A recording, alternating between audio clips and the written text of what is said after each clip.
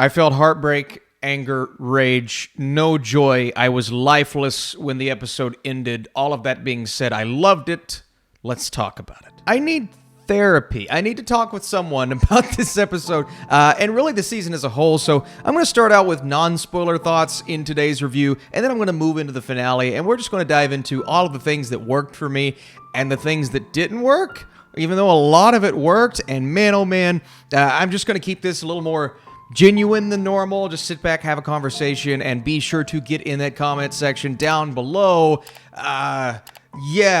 Talk about all of the madness that you just watched in the finale episode. And I haven't really talked about individual episodes this season, so I would like to give a brief non-spoiler review of the season just in case you haven't seen the finale yet. But if you're here, you've probably seen the finale. We'll get into that. There's time codes down below. Let's start with the season 4, and we all know the episode. Episode 3, Connor's wedding, Logan's death. Brian Cox has come out since the episode aired, and he said, I think they took me a little too early. I love you, Brian. You gave an amazing performance all throughout every episode, every single season. But I think that was the perfect, most devastating television moment that I've seen in years, and it shocked me to my core. And sure, I miss the character of Logan. Who doesn't? Because he's such an amazing character. But they were on a certain path, and it felt like taking him that early that was, baffling to a lot of people. It felt like that was the right decision to create the stakes that obviously they capitalized on later on in the series. So I had no issues with that. I think that's one of the craziest, boldest decisions any writing team has ever made for a television show on HBO. And that's saying something because HBO feels like their TV shows are always making shocking decisions. Think Game of Thrones or The Last of Us. But going through the entire season, man, there's so much that happens in this season 4. It makes me wish I would have done individual episode reviews from the election, which was much more riveting than I thought it was going to be. I was still reeling from Logan's death. 3 or 4 episodes later, I'm still feeling that, right? So when we're so focused on the election happening, part of me wants to just kind of go back to the emotional family center of it all, but that still plays a lot in what's happening with this election. Roman's saying, call it. Kendall's on the fence. Shiv is obviously trying to strike the deal in the background, but she is on the complete opposite side. So you have the 3 at the top here, and they're still trying to figure out, okay, who's going to own the company? Who's going to be CEO? Or am I going to sell you out behind your back? And Shiv has kind of played the role of that, I don't want to say villainous character this season, but she's played the opposition, and she's played it well. And that all obviously culminates in the final episode, which we'll get into. But just the idea of striking that deal with this man who... Man, Alexander Skarsgård, who plays Lukas, and a newer addition to the cast, but he plays him so well, and he has that just evil-ish demeanor about him. You don't like him, you don't trust him, you don't believe a word he says. So when Shiv is going off of this belief that he's going to make her the U.S. CEO, that's kind of like, all right, do we trust that? I know she trusts that, but do we trust that? And obviously that comes back to bite her in the butt later on. But, so many storylines I could talk about. Obviously Connor, who didn't play the biggest role in the finale. We didn't get a shot of him at the end, which I would have liked. But he was running and, trying to make his name known in the election. The speech that he gives, I think 1 or 2 episodes before the finale, was really good. And then some of those smaller players in the background, we get to see their role decrease or increase after the death of Logan. Frank, specifically Jerry, kind of what happens with her. So all of that was great, and then we're building, we're culminating. Not every episode has this rampant, incredible pacing that episode 3 had, but all of them are either really solid or just flat out, beautiful storytelling. You're captivated throughout the entire episode, down to Kendall trying to be a fatherly figure. He's overly fatherly. He's just trying to be too much and do too much. And this deal's happening in the background, they're going to be so rich because they're already rich, man. They don't care about the money. They care about taking what they have and doing more with it. And Kendall, and he says this in the finale, he's like, this is my life. This is what I was built. This is what I was born to do. So if I don't get the opportunity to do it, who am I? What am I? I don't serve a purpose. And it's going to be really devastating to see if it turns out that things don't fall in his favor, and that's kind of leading us into the finale, and tonight's finale, man. There were so many things I was expecting to happen, and to be honest with you, part of me saw this coming where Kendall ends up getting screwed at the end. I just didn't think it was going to build us up in a way that made me firmly believe, and when they're sitting down at the table and they're going yes and no and yes and no, and it falls on the shoulders of Shiv, not a part of me in that moment believed Shiv was going to go against her brother. Now, before the episode started, I'm like, oh yeah, of course, she would stab him right in the back. But after what happened to her being stabbed in the back, and then that conversation with her and Roman, and then when they're all in their mother's kitchen, I thought that was such a beautiful moment between siblings. And, they're just kind of bonding what feels like maybe, just maybe for the last time on that level. That was beautiful to see. And so after that happens and we get all the conversations between them, I'm sitting back going, there's no way Shiv says no. And then she says no. And then we have this pure, chaotic, angry monologue from Kendall where he's basically saying, give it to me. I'm the oldest child. I deserve it. They even bring up the fact that he killed someone. He's like, oh, maybe two people. Their eyebrows are raising. And that's when you kind of know they're immediately in their heads rethinking everything that they have been talking about and proposing to each other, especially Shiv. Well, she was already not only on the fence, she was going to vote against Kendall regardless. But when he says what he says and does what he does and goes after Roman after what he says, that's when I think it was kind of the last straw for Shiv. And that's when Shiv, I guess she just kind of firmly turns into the antagonist in that moment. And I'm not sitting back saying, listen, I'll be honest, as a human being, I don't think Kendall deserved to be CEO. But at the same time, it's like, this guy was literally born to do this, and without this, what is his purpose? And he says that, and he makes that abundantly clear after that decision is made. I don't think we hear another word from him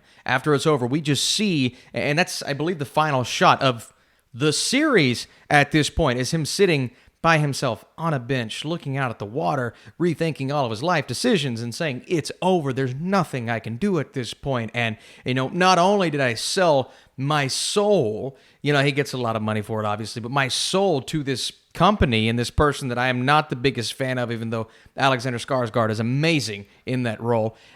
He sells his purpose in that moment. Even though his siblings love him, and I genuinely believe that they do, they feel as if that's the best decision for him. Roman does. I think he's swayed by the end. But Shiv does as well. I see Shiv now after this finale, and, Tom holds his hand out, and we'll talk about Tom here in just a second. Obviously, lots to talk about there. But she just slowly grabs it, and she's just the wife of a newly appointed CEO. Is she happy? We don't know. She's happy with the decision she made, obviously, because she was able to undercut what could have happened with that side of her family. But it feels to me that Shiv has kind of turned into her mother at this point, someone who isn't happy with their situation, with their spouse, and she and Tom. I did not think it was going to work. I still don't think it will work, but where we see them at the end of this final episode is together, and she's having her baby, and Tom, who is the newly appointed CEO, and I knew that Tom would bring Greg along, as much as they fight, as much as they bicker, and Greg finally got one slap in that episode. That was great to see, but to see him actually confirm, put that little sticker on his forehead, and I love what they said. Well, Lucas say Jesus and the disciples. Oh, and there's Judas, and Greg's standing over there in the corner. I'm just like, what are you doing to poor Greg? It's true.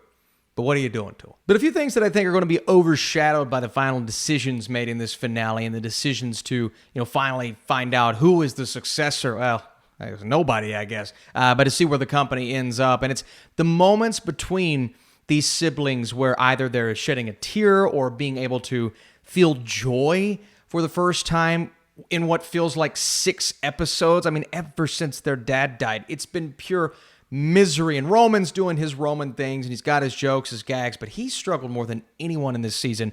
And Kieran Culkin has given one of the best performances I've not only ever seen from him, but one of the best performances in the show. And, I saw so many awards-worthy moments from him in this season. It was really incredible to witness. But yeah, to see those moments between all of the siblings, and after Roman breaking down multiple times and having to go to his mom's to recover, and they get that moment in the kitchen, that was amazing.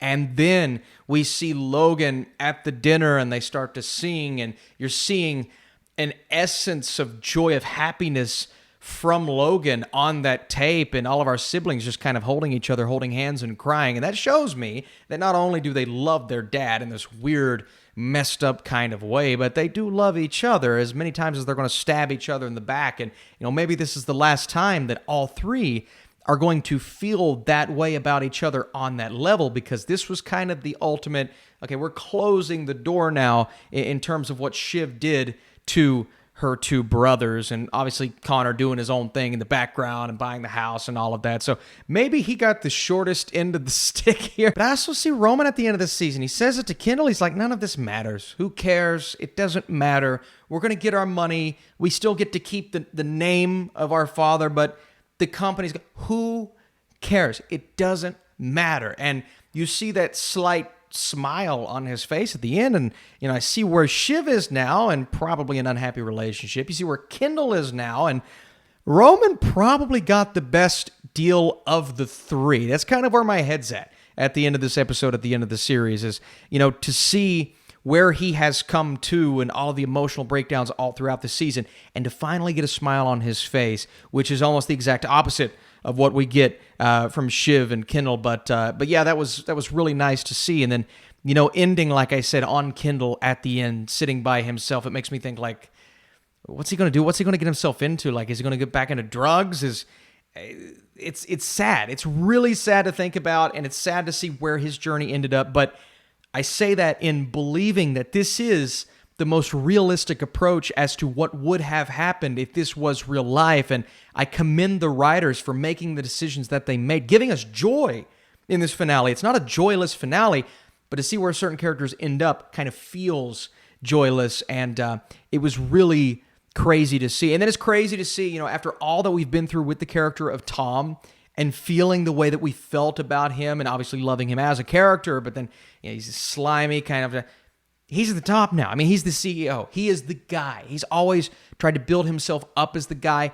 He finally got there, bringing Greg along with him, and I can't believe this is the final episode. I'm a little torn up, to be honest with you. And hearing that theme song for the last time, man, God. And then you also look at Shiv's position. Yeah, she wanted to stick it to her brothers, and sure, she was kind of getting screwed over with this deal to start with, but her being with Tom, she will probably have more power in this position than she would have had with Kendall, and I believe she knows that. So there's more motivation for her, and I'm already seeing a little bit of complaining on Twitter, and people, and I understand, right? It's not a happy finale. Our characters do not end up in the best places overall in general, but it's not one that's going to leave you like, oh man, I wish I would have learned more about this or known more about this. It's like, no, this feels real. This is a real finale. These characters made real decisions, and that's why, and I kind of saw some of those decisions coming, like they weren't so out of left field or out of the blue or completely ridiculous. And I think of something like Game of Thrones that had a finale that so many people were unhappy with for various reasons, and for Succession, I get why people are going to be unhappy. I mean, me, when the episode ended, I'm like, I'm not happy. I'm not feeling joy. But that doesn't make it bad. That makes it like as real as it gets. And thinking about the decision making, almost every decision benefited where we were at the end and the culmination of it all. No, not everyone gets a shot or a scene at the end. Connor, he got his moments in the episode, but all in all, I was satisfied. Not happy, not filled with joy, satisfied. God, I just want to commend the writers. I think the writing for this season has been incredible. And who knows, maybe they saw the writer's strike coming. And there's a lot of shows ending right now. I think there's like 4 or 5 happening in the next month or two, with Barry and Succession, both ending tonight, by the way. But maybe they saw it coming. They're like, yeah, we're just going to end it. But it felt natural. So it didn't feel like a rushed ending, even though part of me is like, I still want more.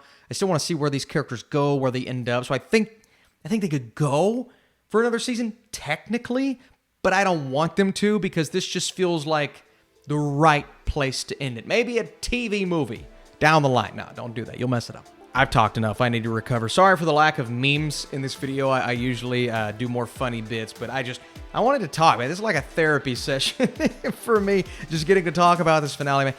What did you think about this experience, about the show, about the series, about the season? Thank you guys so much for watching. This was awesome. It was so much fun to keep up and not have to review every single episode normally I do on this channel, but this was, for me, it was relaxing, but I had to talk about this one. It's the finale. I had to. My favorite episode of the season, episode 3, obviously. probably followed by maybe this finale. I mean, I thought this was fantastic. And my favorite season? I have to think about that one. Maybe I'd do another video. Thanks for watching. Come back. We're going to talk more TV shows, more movies on this channel. This week, Into the Spider-Verse. It's going to be a huge week. And we have a very special sponsorship this week that I can't wait to talk more about. I'll see you soon.